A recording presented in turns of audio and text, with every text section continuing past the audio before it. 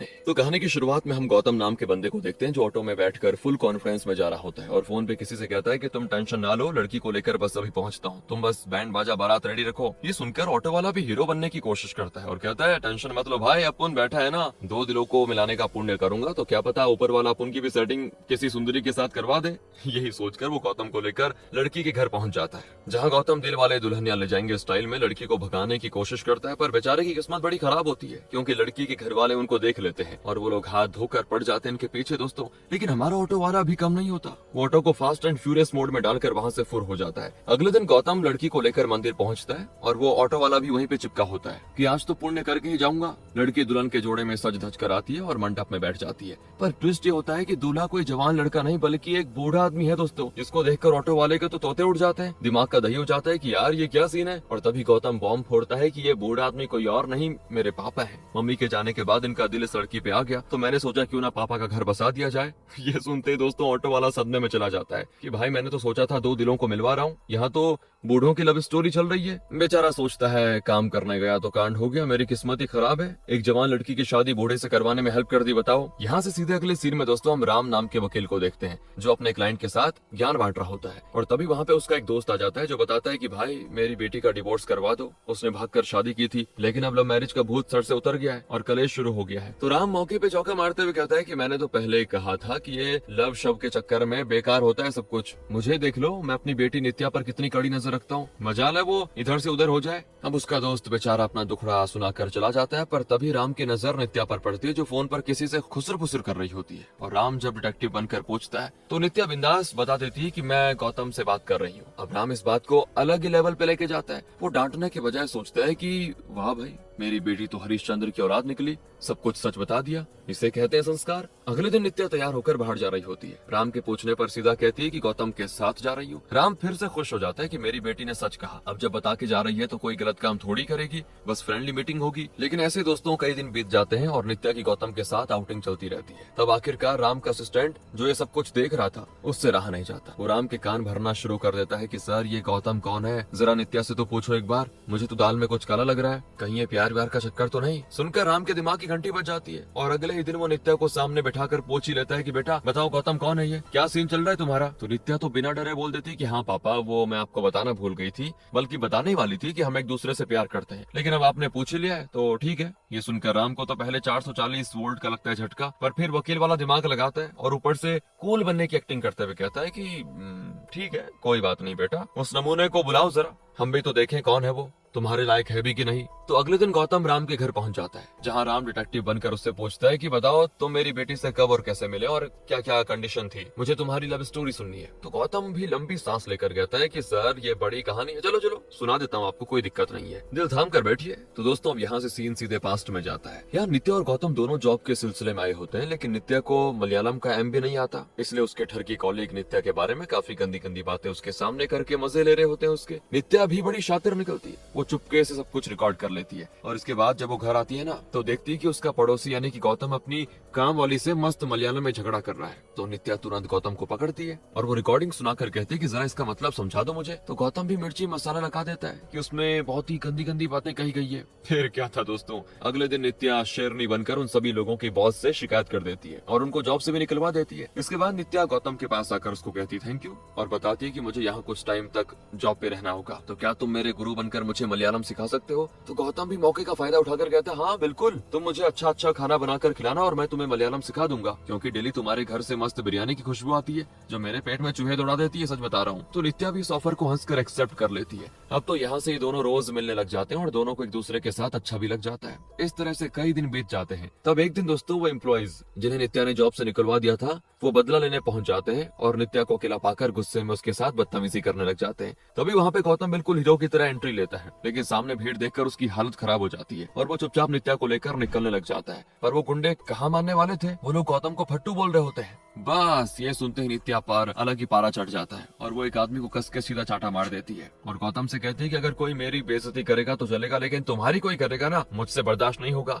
दोस्तों ये सुनते ही गौतम के मन में तो लड्डू फूटने लग जाते हैं कि यार क्या बात है, नित्या तो मुझ पे फिदा हो गई। इसीलिए वो पूरे जोश में आकर उन सभी बदमाशों की तबीयत से धुलाई कर देता है। इस तरह से इनकी लव स्टोरी का शुभारंभ हो जाता है। सीन आता है वापस प्रेजेंट में। तो राम वकील वाला दिमाग लगाकर कहता है कि नहीं नहीं नहीं, ये कोई प्यार नहीं है, बस अट्रैक्शन है, कुछ दिन में उतर जाएगा, इसको प्यार नहीं बोलते। लेकिन गौतम भी मजनू बन चुका था। वो कहता है कि नहीं सर, हम सीधे दिल से प्यार करते हैं और मैं तो जल्दी नित्या की कंपनी ज्वाइन करने वाला हूँ ताकि हम दोनों हमेशा फेविकोल की तरह चिपके रहे। पर यहाँ पे राम अपनी जिद पे अड़ा रहता है कि नित्या को तुमसे प्यार नहीं हो सकता, वो सिर्फ तुम्हें पसंद करती है, तुमसे अट्रैक्ट हो रखी है, ना कि तुमसे प्यार करती है। ये सुनकर गौतम वहाँ से निकल जाता है और नित्या से एक रेस्टोरेंट में आके मिलता है। वो उसको भड़काता है कि तुम्हारे पापा का स्क्रू ढीला है क्या, जो हमारे प्यार को समझ नहीं रहे। तो नित्या कहती है अरे शांत हो जाओ तुम, मैं उनसे बात करती हूँ। इधर हम गौतम के रंगीले पापा कार्तिक को देखते हैं जिनकी बीवी प्रेग्नेंट हो गई है। तभी वहाँ पे वही ऑटो वाला किसी लेडी को ड्रॉप करने आ जाता है। पर जब वो देखता है कि कार्तिक इस उम्र में बैटिंग कर रहा है बढ़िया तरीके से और बाप बनने वाला है, तो कार्तिक को खूब कोसता है कि बूढ़े कहीं के, तुझे शर्म नहीं आती, पोता खिलाने की उम्र में खुद का बच्चा पैदा कर रहा है।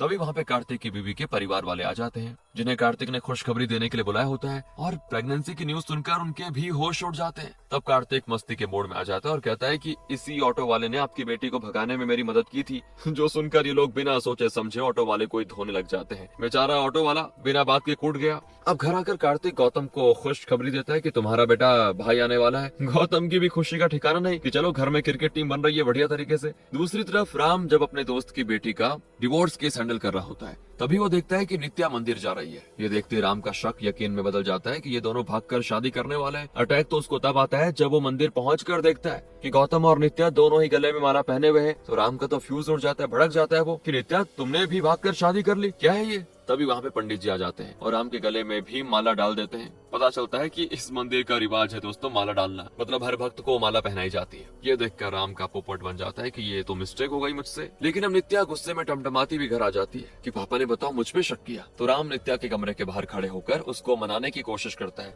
लेकिन नित्या भी जिद्दी है दोस्तों। वो साफ कह देती है कि जब तक शादी के लिए हाँ नहीं बोलोगे मैं बाहर नहीं आऊंगी। और तब आखिरकार राम को घुटने टेकने पड़ जाते हैं। वो शादी के लिए हाँ कर देता है। ये सुनते ही आती नित्या बाहर, जिसके बाद ये लोग गौतम के घर पहुंच जाते हैं रिश्ता लेकर। वहाँ का नजारा देखकर राम के होश उड़ जाते हैं दोस्तों कि गौतम के पापा ने अपनी आधी उम्र की लड़की से शादी करके रखी हुई है और इस उम्र में वो बाप बनने वाला है। राम सोचता है कि जब बाप ऐसा है तो बेटा कैसे होगा। पर नित्या की खुशी के लिए वो गुस्से को घूंट पीकर पी जाता है और कहता है मेरी बेटी जहाँ खुश रहेगी वहीं मैं भी खुश हूँ, लेकिन मेरी एक शर्त है कि शादी कोर्ट मैरिज होगी, मुझे फालतू के फंक्शन का ये खर्चे का शौक नहीं। तो गौतम का मन उतर जाता है क्योंकि उसका सपना है कि वो धूमधाम से बारात लेके जाए। लेकिन नित्या उसको समझा लेती है कि पापा मान गए, यही बहुत बड़ी बात है यार, इसीलिए हमें कोर्ट मैरिज करनी चाहिए, बस ओके। तो गौतम भी मान जाता है और साथ ही नित्या की कंपनी भी ज्वाइन कर लेता है ताकि दोनों एक साथ और ज्यादा समय बिता पाए। अगले सीन में गौतम टैटू आर्टिस्ट के पास जाता है जहाँ कार्तिक पहले से अपनी नई बीवी के नाम का टैटू बनवा रहा था। बाप बेटों की आंखें खुल जाती दोस्तों एक दूसरे को देखकर। तो कार्तिक पूछता है तू यहाँ पे क्यों आया। गौतम बताता है कि एक बड़ी प्रॉब्लम है जो मैंने आपसे नहीं बताई, मुझे टैटू रिमूव करवाना है क्योंकि मेरे पास तो पहले से दिव्या का टैटू है, अगर नित्या ने देख लिया तो मैं तो गया काम से।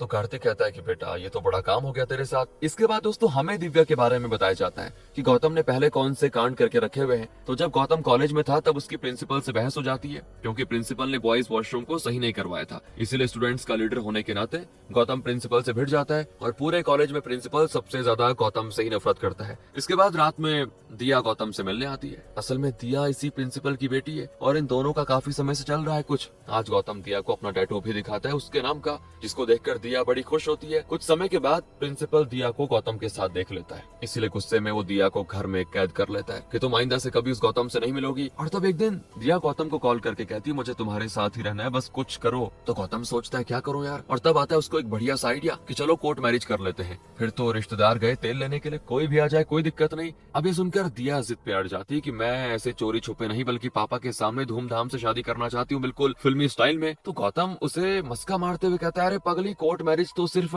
सिक्योरिटी के लिए, ताकि अगर तुम्हारे पापा ना माने तो हम उनको ये सर्टिफिकेट दिखा दे, तब तो उन्हें मजबूरी में मानना पड़ेगा और उसके बाद शादी धूमधाम से कर लेंगे। दिया बेचारी उसकी चिकनी चुपड़ी बातों में आ जाती है और कोर्ट मैरिज करने को हो जाती तैयार। अब अगले दिन ये दोनों कोर्ट पहुंचते हैं, लेकिन यहाँ भी गौतम रजिस्ट्रार मूर्ति से भिड़ जाता है क्योंकि मूर्ति बार बार दिया से पूछ रहा था कि बेटा तुम अपनी मर्जी से तो शादी कर रही हो ना, क्योंकि ये तो सड़क छाप लग रहा रहा है, कहीं तुम्हें फंसा तो नहीं रहा? क्योंकि दोस्तों गौतम का स्टाइल छपरी वाला था, इसीलिए बोला उसने। तो ये सुनकर गौतम का पारा चढ़ जाता है, लेकिन दिया बात को संभाल लेती है, जिसके बाद इन दोनों की कोर्ट मैरिज संपन्न होती है। सीन आता है वापस से प्रेजेंट में, जहाँ ये कांड सुनकर कार्तिक का दिमाग घूम जाता है। कहता है कि गधे कहीं के, तूने शादी भी कर ली और बताया तक नहीं। अगर नित्या को पता चला तो तेरा क्या होगा? तूने तो अपना बैंड बजा लिया। लेकिन गौतम बड़े कॉन्फिडेंस से कहता है कि हमारा ब्रेकअप हो चुका है पापा, मतलब मैं और दिया अलग हो चुके हैं। दिया कहाँ है पता नहीं। वैसे भी कोर्ट मैरिज की किसी को कानो कान खबर नहीं है, बस एक बार ये टैटू निकल जाए तो सब ठीक हो जाएगा। पर तभी टैटू बनाने वाला आदमी बॉम्ब फोड़ देता है कि आपका ये टैटू रिमूव नहीं हो पाएगा क्योंकि ये परमानेंट है। उसके पैरों तले जमीन खिसक जाती है कि अब क्या होगा। तभी किस्मत एक और खेल खेलती है।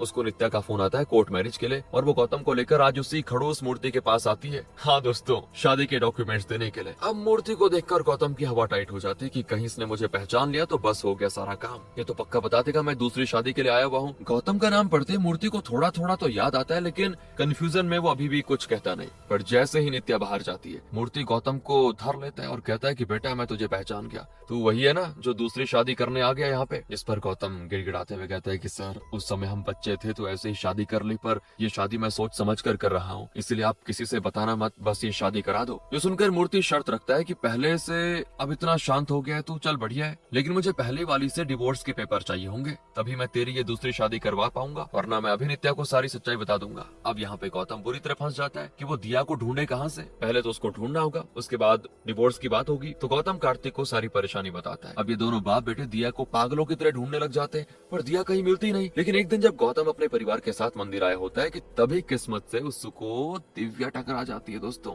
और दिव्या को देखकर गौतम के चेहरे पे आती बढ़िया सी स्माइल कि चलो अब तो डिवोर्स मिल जाएगा। लेकिन दिया तो यहाँ पे फुल गुस्से में थी, वो गौतम को पहचानने से भी मना कर देती है। गौतम देखता है कि दिया ने तो गले में मंगलसूत्र पहन के रखा हुआ है, मतलब उसकी शादी हो भी गई है, अब तो गया गौतम। जिसके बाद दिया गौतम से बहुत ही गुस्से में बात करके चली जाती है कि आइंदा अपनी शक्ल मत दिखाना मुझे। वो उससे नाराज है दोस्तों, और होनी भी चाहिए, आखिर गौतम ने उसको छोड़ दिया था। तो गौतम मुंह लटकाकर कार्तिक को बताता है कि ये भी पुरानी बातों को लेकर बैठी हुई है, अब डिवोर्स के पेपर कैसे लाएंगे। अगले दिन कार्तिक राम को अपनी बीवी की गोद भराई के लिए इनवाइट करता है। उसने अच्छा खासा ग्रैंड फंक्शन रखा होता है। तो कार्तिक यहाँ पे राम को ताना मारते हुए कहता है कि मैं तो शादी भी ऐसे ही धूमधाम से करवाना चाहता था, पर वो आपने मना किया। और तभी नित्या गौतम से मिलने आ जाती है, जहाँ गलती से उसे दिया नाम का टैटू दिख जाता है। फिर क्या था, हो गया काम दोस्तों। नित्या तो लड़ाई शुरू कर देती है कि कौन है ये दिया, लेकिन गौतम बढ़िया सा दिमाग लगाता है और टॉवल हटाकर पूरा टैटू दिखाता है, जहाँ उसने दिया को इंडिया कर दिया था। वो देशभक्ति का कार्ड खेलते हुए कहता है कि मुझे इंडिया से प्यार है, इसलिए मैंने टैटू करवाया। तब जाकर ये मामला शांत होता है। फिर गोद भराई के दौरान ही गौतम के दिमाग की बत्ती जल जाती है और वो रात को उसी मूर्ति के पास पहुंच जाता है। उसने एक नकली दिया का डेथ सर्टिफिकेट बनवा लिया था और मूर्ति के सामने मगरमच्छ के आंसू बहाकर कहता है कि मैं दिया को भूल नहीं पा रहा हूँ, इसलिए उसकी याद में दूसरी शादी कर रहा हूँ ताकि मूव ऑन कर सकूं। ये सुनकर तो मूर्ति भी इमोशनल फूल बन जाता है और कहता है कोई बात नहीं यार, मैं तेरी शादी करा दूंगा, तो बस खुश रहे। यहीं पे गौतम का मास्टर प्लान काम हो गया दोस्तों। दूसरी तरफ राम के पास उसका एक पुराना चेला शेखर आता है, जो आज भी राम का जबरा फैन है। असल में शेखर राम को अपना सबसे बड़ा गुरु मानता है, जिससे उसने वकालत की शुरुआत की थी, जिससे सीखा था और आज तक उसी की पूजा करता है। पर राम भी इस चिपकू से परेशान रहता है कि ये नमूना मेरा पीछा कब छोड़ेगा। इसके बाद सीन ऑफिस में शिफ्ट होता है, जहाँ नित्या और गौतम अपनी नई टीम लीडर का इंतजार कर रहे होते हैं। और तब जैसे दरवाजा खुलता है, गौतम के तोते उड़ जाते हैं, क्योंकि लीडर कोई और नहीं बल्कि दिया ही बनकर आ गई है। गौतम और दिया दोनों एक दूसरे को देखकर हैरान कि किस्मत ने फिर इनको ऐसे आमने सामने लाकर खड़ा कर दिया है। लेकिन यहाँ पे दोनों प्रोफेशनल बनने की कोशिश करते हैं और एक दूसरे को इग्नोर करते हैं, पर काम की वजह से मजबूरी में उन्हें एक दूसरे को झेलना पड़ जाता है। और तब ऐसे ही एक दिन दिया को पता चलता है कि गौतम और नित्या की शादी होने वाली है।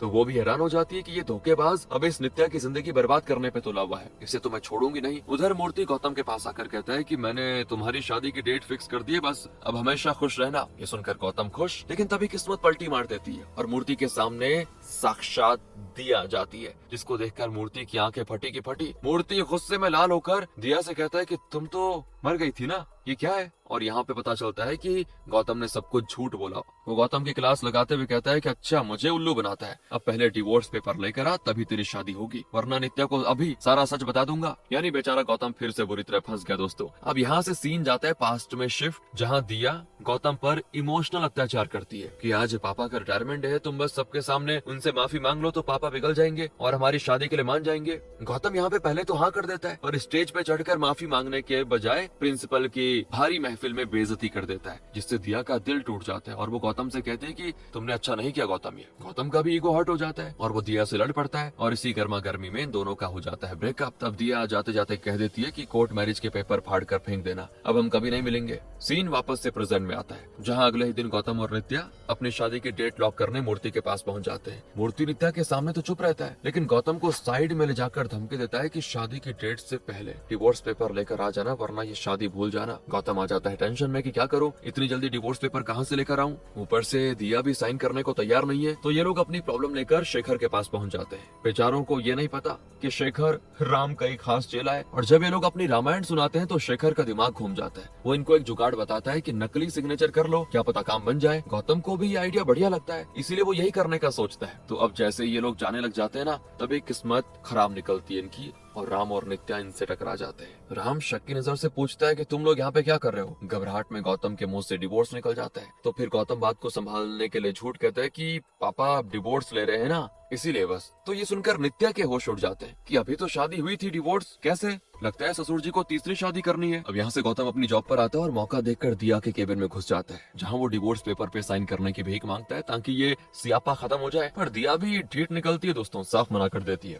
तो गौतम खुद कलाकार बनने की कोशिश करता है और दिया के फेक सिग्नेचर करने लग जाता है। पर यहाँ भी दिया उसे पकड़ लेती है और कहती है कि बेवकूफ कहीं के, अब तुम्हें धोखेबाजी करने पे उतर आए हो। बेचारा गौतम सर पकड़ कर बैठ जाता है कि क्या करूं। तभी नित्या टपकती है और दिव्या को इनवाइट करती है कि मैम कल मेरा बर्थडे है तो आप प्लीज आ जाना। दिया तो मान जाती है। अब हम बर्थडे पार्टी का सीन देखते हैं दोस्तों, जहाँ सभी लोग फुल मूड में होते हैं। अब यहाँ पे राम शेखर से गौतम का इंट्रोडक्शन कराता है कि यही है नित्या का होने वाला पति। शेखर तो दंग रह जाता है। वो कहने वाला होता है कि अरे ये तो वही है जो डिवोर्स के लिए आया था, पर गौतम तुरंत बात को पलट देता है और अपने पापा को बलि का बकरा बना देता है कि हाँ इन्हीं को डिवोर्स लेना है, इसलिए तो आपके पास आया था। अब किस्मत देखो दोस्तों, वही ऑटो वाला यहाँ पे वेटर की नौकरी कर रहा होता है, जिसने ये डिवोर्स की बात सुन ली है। वो सीधा जाकर कार्तिक की बीवी के कान भर देता है। ये सुनकर उसकी बीवी का पारा चढ़ जाता है और वो गुस्से में ये कहते हुए वहाँ से चली जाती है कि तुम मुझसे प्यार नहीं करते, बस मेरा फायदा उठाना है तुमने। तो पूरा रायता इस तरह फैल चुका होता है। बेचारे कार्तिक की शादीशुदा जिंदगी की वाट लग जाती है। उधर गौतम टेंशन में बैठा होता है कि तभी नित्या आकर बताती है दिया ने सब बता दिया है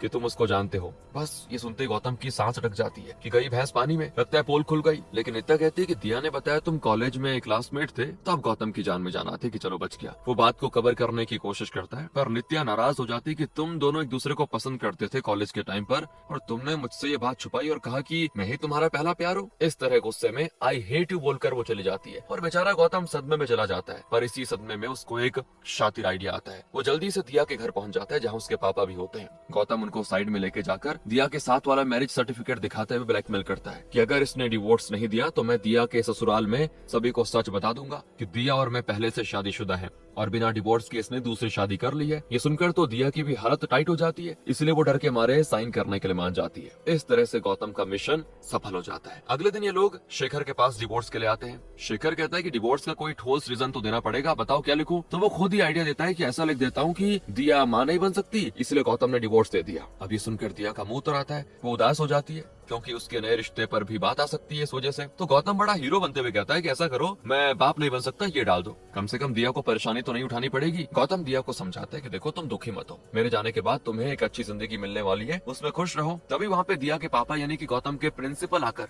दिया की आंखें खोल देते हैं और राज की बात बताते हैं कि मेरे ही कारण बेटा गौतम ने तुमसे रिश्ता तोड़ा था। और तब सीन जाता है फ्लैशबैक में, जहाँ प्रिंसिपल गौतम को इमोशनल ब्लैकमेल करता है कि अगर तू मेरी बेटी से शादी करेगा तो मैं अपनी जान दे दूंगा। पर गौतम ठेठ था, वो नहीं माना कि जो करना है करो, मैं दिया को नहीं छोड़ूंगा। ये देखकर प्रिंसिपल सच में मरने की कोशिश करता है, लेकिन किस्मत से बच जाता है। लेकिन गौतम डर जाता है कि यार मेरी वजह से एक लड़की अपना बाप खोएगी। मतलब वो दिया के लिए सोच रहा है कि दिया के पापा मर जाएंगे अगर मैं शादी करता हूँ, और इस बोझ के तले मैं कभी दबना नहीं चाहता, इसलिए वो जानबूझकर दिया को छोड़ देता है। रिटायरमेंट के टाइम बेइज्जती करना सिर्फ दिया के दिल में गौतम के लिए नफरत पैदा करने के लिए था, जिसको दिया ने सच मान लिया। अब सच्चाई जानकर दिया को गहरा सदमा लगता है। उसे दुख होता है कि यार गौतम को मैंने गलत ट्रीट किया। अगले दिन गौतम के घर राम और नित्या आते हैं। तभी वहाँ पे गौतम का दोस्त ओवर एक्टिंग करते हुए फेक रिपोर्ट लेके आ जाता है कि गौतम तो बाप नहीं बन सकता। और ये सुनकर राम के मन में लड्डू फूटने लग जाते हैं कि वाह क्या मौका मिला है मुझे रिश्ता तोड़ने का। पर पर नित्या तो अलग ही मिट्टी की बनी हुई है। वो कहती है कि मैं गौतम से प्यार करती हूँ, अब चाहे कुछ भी हो जाए मैं उसी से शादी करूंगी। ये सुनकर गौतम को बहुत ही गिल्ट फील होता है कि मैंने नित्या को सच नहीं बताया, फिर भी देखो मुझसे कितना प्यार करती है यार वो। अगले सीन कोर्ट का होता है, लेकिन कोर्ट जाने से पहले राम का असिस्टेंट एक जबरदस्त न्यूज लेकर आ जाता है और वो न्यूज होती है गौतम दिया का मैरिज सर्टिफिकेट। नित्या और राम जब ये देखते हैं उनके होश उड़ जाते हैं, कितनी बड़ी बात उसने हमसे छुपाई। तो वहीं कोर्ट में कार्तिक की बीवी ने भी गुस्से में डिवोर्स के लिए उसे कोर्ट में घसीट लिया था, पर कार्तिक जज के सामने अपनी बीवी को सारी बात क्लियर बता देता है, जिससे इनका डिवोर्स तो रुक जाता है और जज उनका पैचअप करवा देता है। लेकिन यहाँ गौतम भी डिवोर्स के लिए आ गया था, जहाँ दिया अपने पति के साथ आती है, क्योंकि दिया ने भी अपने पति को सब कुछ बता दिया था। वो बंदा भी समझदार निकलता है जो इस मामले में कुछ नहीं कहता, इसीलिए गौतम और दिया का डिवोर्स फाइनली हो जाता है। इसके बाद गौतम नित्या के पास आता है, जहाँ सभी शादी के लिए तैयार होते हैं। गौतम का दोस्त मूर्ति के पास आकर वो डिवोर्स वाले पेपर चुपचाप दे देता है। सारी सेटिंग हो जाती है, पर असिस्टेंट की वजह से राम और नित्या को पता चल चुका था कि गौतम की पहले भी शादी हो चुकी है। लेकिन नित्या देखना चाह रही थी कि गौतम क्या शादी से पहले ये सच्चाई बताता भी है या नहीं, जबकि राम को लग रहा था कि इतनी मेहनत जो की है ये झूठा गौतम सच कभी नहीं बताएगा। अगर झूठ के साथ शादी करने की इसने कोशिश की तो उसके बाद मैं इसको ऐसा सबक सिखाऊंगा ना कि भूल जाएगा ये। लेकिन गौतम को अपनी गलती का एहसास हो जाता है। वो कोर्ट में नित्या से कहता है कि मैंने तुमसे सच छुपाया, मेरी शादी हो चुकी है, अनजाने में मैंने शादी कर ली गलती से, जिसके डिवोर्स पेपर अभी सबमिट किए। मुझे बच्चे नहीं हो सकते ये जानने के बाद भी तुमने मुझे एक्सेप्ट किया। तुम बहुत ही अच्छी लड़की हो और तुम्हारे पापा सही कहते हैं, मैं तुम्हारी जैसी लड़की के लायक हुई नहीं। किसी भी रिश्ते की शुरुआत झूठ से नहीं करनी चाहिए, इसलिए मुझे माफ कर देना। मुझसे कई गुना ज्यादा अच्छा लड़का तुम्हें डिजर्व करता है। ये सुनकर राम और बाकी सब हैरान हो जाते हैं कि गौतम ने तो सच में सच बता दिया। इतना कहकर गौतम चला जाता है। अब हमें कुछ महीनों के बाद का सीन दिखाते हैं, जहाँ नित्या अभी भी गौतम से चुपके चुपके मिलती है, क्योंकि आज भी वो दोनों एक दूसरे से प्यार करते हैं। और तब ये देखकर राम को कंफर्म हो जाता है कि दोनों अब बचपने से बाहर आ चुके हैं।